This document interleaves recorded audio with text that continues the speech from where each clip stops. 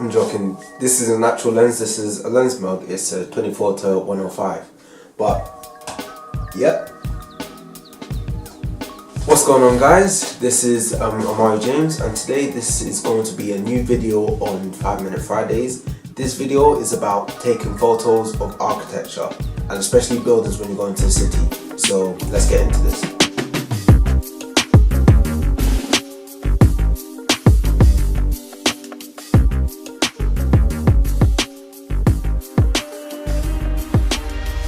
I've had a long history with shooting architecture and shooting buildings, especially in the city of London, because of how beautiful. I really like going to the South Bank, going up to the Shard. A lot of my famous pictures on Instagram are of the city, and I like taking pictures of train tracks. But yeah, buildings are very sophisticated. So when you go to a building, for example, you don't want to just take a normal shot of you. You don't want to take a normal wide shot. Even though when you do take photos, you want to get as wide as possible to get the whole building. Think of different creative ways, like for example, just go right up to the building and just take a snapshot, and you just get so many different angles and perspectives. For example, a good tip is to, whenever you're going to shoot a vertical portrait type photo, what you want to do, you want to turn your camera into the vertical mode, and you want to make it as wide as possible. Turn on the grid on your LCD display and try and make all the lines straight. This will lead to the best result, and it saves you from correcting and cropping when you're in Lightroom, for example. Another tip is when you're in the city, just to explore. When I was in Canary Wharf on Saturday a couple of days ago, I just walked around and just explored, and then when I found the perfect shot, that's when I started taking photos. And I only went there for my art exam, because I have my art exam very soon. I just went there, and because I can use photos and my photography skills in my art exam, I just took that opportunity. And what I did, whenever you see a chance, take it. So in Canary Wharf on Saturday, the roads were very clear, so I took that chance. I stood in the middle of the road. You have to be careful when you do this as well. If you're listening to music or having headphones on, just take them off when you're in the middle of the road, because this is a very dangerous stunt.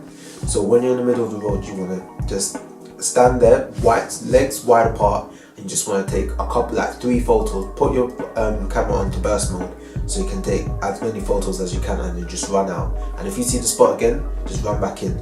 And you want to try and get everything straight. If you haven't seen a car in like a good 5 minutes, that's when you can take your time and take the shot properly. But if you see a lot of traffic, just go into the next place or a quieter road, or just go out at a different time of day. Most likely early mornings or late at night. When it's around rush hour, that's the worst time to do it. So yeah, that's how you get the middle of the road shots. Another tip is to use your tripod. Sometimes you can get really good effects with buildings. For example, you can take a shot of a building, but let's say you want everyone to be blurry, for example, as the long exposure shots. So you want to get your tripod. You can't do it handheld because your hands will start shaking and it'll be very difficult. So it's best to just bring a tripod. I'm just using the Amazon Basics tripod. It's around £11 or around $15. So yeah, it's very useful. Just walk around with that and then just take as many shots as you can. But like in my last video, use ND filters, because as soon as you bring that shutter speed very low, that's when your image is going to be very overexposed. And a lot of my images were very overexposed that day because I forgot my ND filter. So don't forget to bring your ND filter when you're looking for those types of shots. Another tip is that when you're taking photos outside, just remember to look inside. I know that Peter McKinnon said this tip, but it's really true. When I went inside some of the buildings, oh my days, it was almost as good as the outside, because the outside is very rectangular, but when you go inside, that's when you get different shapes and different sizes. It's just really good, especially for reflections, which my art piece was based on. So going to the city is very good for that. So when you're too bored of outside, just go inside. Most likely the receptionist or the people inside won't mind, but if they do tell you to leave, be respectful. Yeah, you have to respect everyone. So when they do tell you to leave, just leave and just find another building. So yeah, that's another tip. I don't know if you want to say that I stole a lot of these ideas from Peter McKinnon, even though he is a big inspiration. But like in his video, what he said that a lot of architects, they are artists, and it kind of mixes with the name architect, art. it has a similar ring to it. So once you realize how beautiful these buildings are, just take advantage of it. You want to showcase what they've made.